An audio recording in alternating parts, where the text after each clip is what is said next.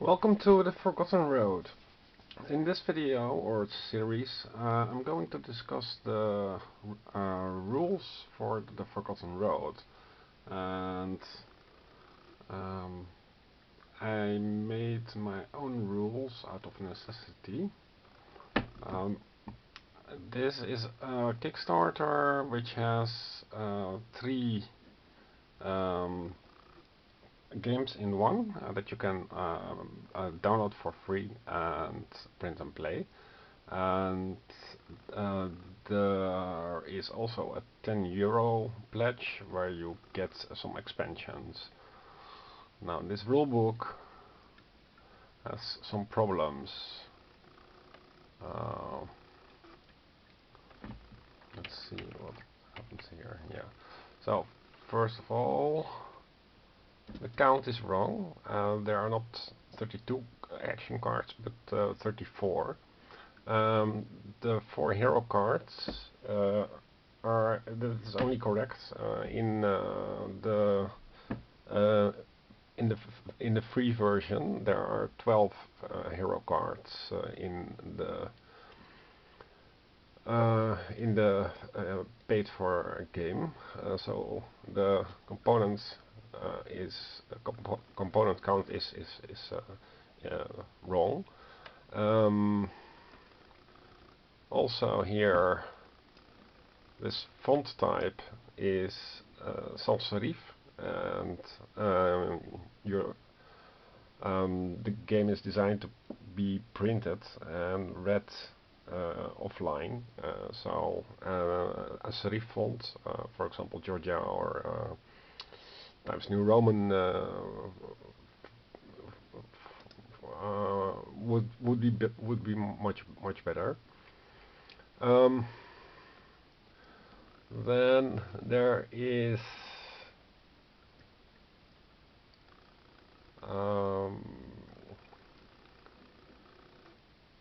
yeah, some strange order which will not make sense to you right now, because you don't know the game.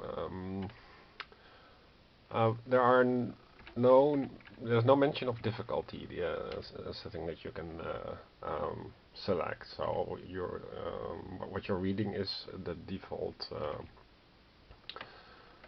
the default gameplay. The default gameplay is ridiculously hard. I couldn't do anything. Didn't manage to get very far with default rules. So I designed an easy mode, and that was also too hard.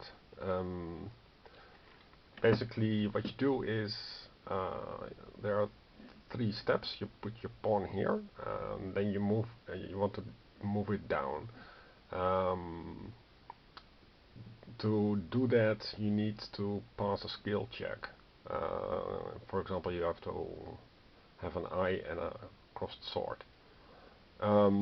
You always fail forward, but you pay the consequences denoted here. And this is some monster, and the monster, you defeat him if you pass the test, and you reap the rewards. Let's put it a bit higher. The rewards here on the left. This is the amount of damage that you need to do with fight cards, and this is the consequence that you have to pay if you fail to reach this number. After fighting the monster, you travel to the top right, and in the top right, to reach there successfully, you have to have move cards from your hand with a total of 3 plus 4. So this is a nice way to vary with cards. If you fail the move card value, then you pay again this penalty. Then your pawn ends here, and you repeat the process. And so you go from road to road to road, and then you finally meet the road boss, and then from the road boss you enter the dungeon, and you go from dungeon to dungeon to dungeon until you finally find the end boss. The theme of the game is that one of your party members has been abducted by the dungeon boss. So the goal of the game is to defeat the dungeon boss and survive all the steps in between. To do that, you have 3 heroes. And these heroes, where are them heroes? Where's the move step? Draw and place the new cards. Most card and iconography, hero cards. So the heroes, whenever you need to make a skill check, you can roll dice, but you can also rotate the ready hero. Ready hero isn't defined in this rulebook, but I added that. And you can spend his skill icon. Otherwise, you can use him also as a meat shield to place consequence damage to your hero. What also was missing from the rulebook was that when you place the 4th the hero 4th damage, the hero becomes incapacitated. And aside from skill icon and meat shield, there's also a hero special ability, and that's also a way to exhaust, aside from the skill check, by rotating the card. You can do this at any time, when you're all the time doing skill checks. It sounds very boring, but it's I can assure you it is not. Let's see. Whenever you enter a new location, you first place the next location to the right of it, and then you decide if you go rest or do the merchant thing. In this rulebook it wasn't defined, but in the setup you are supposed to take out 1 resting token and 2 merchant tokens. So I made that explicit as well. The timing is that you have the information of the next location, and then you can, for example, for rest, discard the campfire token and then shuffle the action cards in the discard pile. This is useful when your draw pile of action cards is exhausted. Then the merchant, you can do.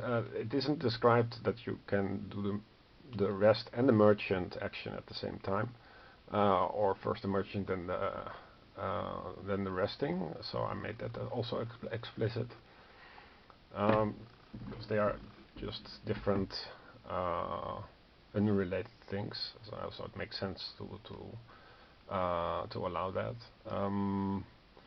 So the gold from defeated monsters you can spend here. The minimum cost of any